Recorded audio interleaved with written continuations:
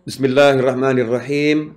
Alhamdulillahirabbil alamin. Allahumma shalli wa sallim ala sayidina Muhammadin miftahi babi rahmatillah adada ma fi ilmillah salatan wa salaman daimaini bidawami mulkillah wa ala alihi wa sahbihi.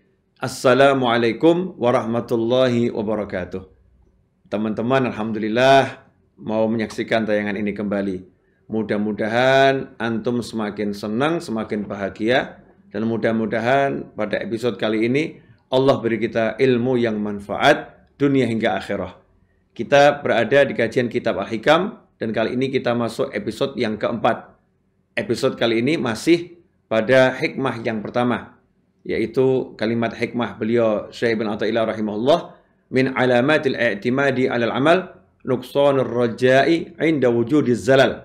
Salah satu tanda bergantungnya, bersandarnya seorang pada amal-amal solehnya, yaitu berkurangnya rasa harap kepada Allah, rasa harap akan karunia Allah, rasa harap akan rahmat Allah saat tergelincir dalam dosa atau kesalahan atau maksiat. Ikhwani rahimakumullah, hikmah ini mengajarkan agar orang banyak beramal, seperti yang sudah saya sebutkan sebelumnya.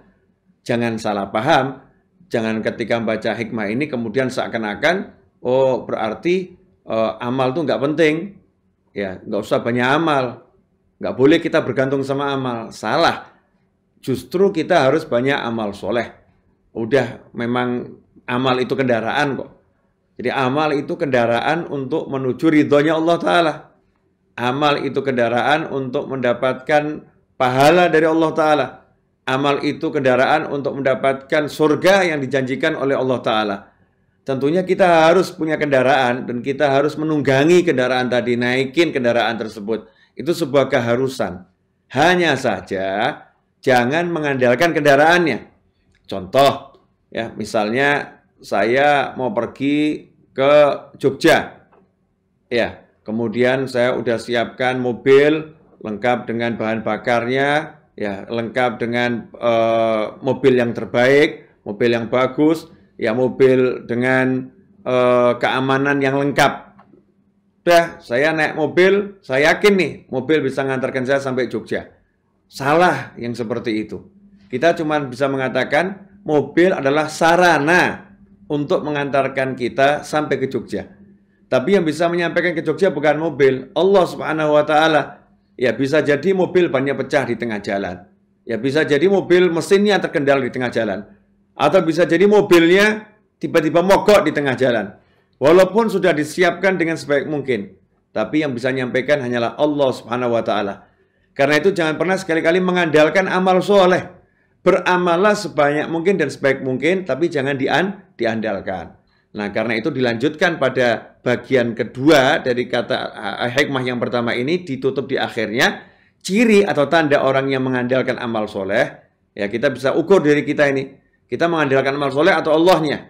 Kita mengandalkan amal soleh atau rahmat Allah. Kita mengandalkan amal soleh atau fadlullah, kemurahan Allah Ta'ala.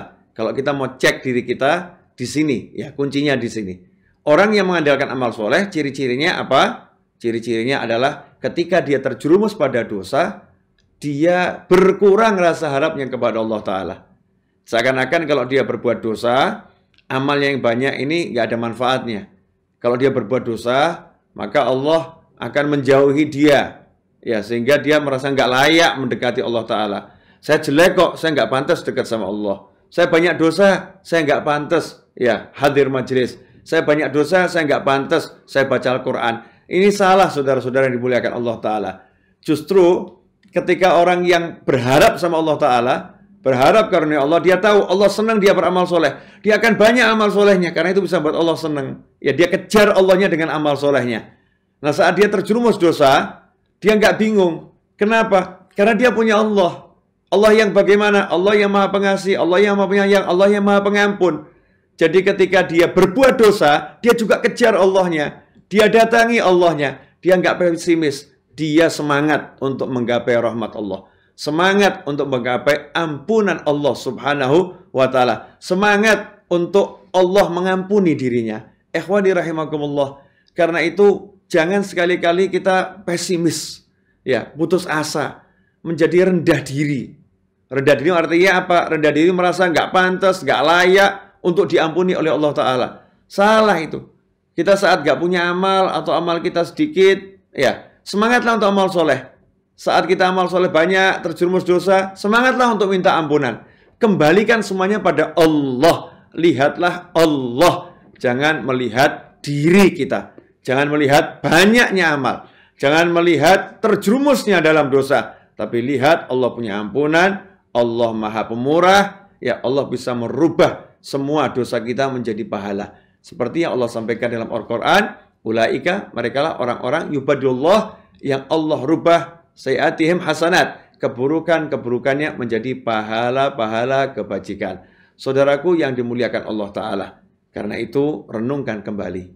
Kita ini selama ini bergantung sama apa? Bergantung sama amal atau bergantung kepada Allah?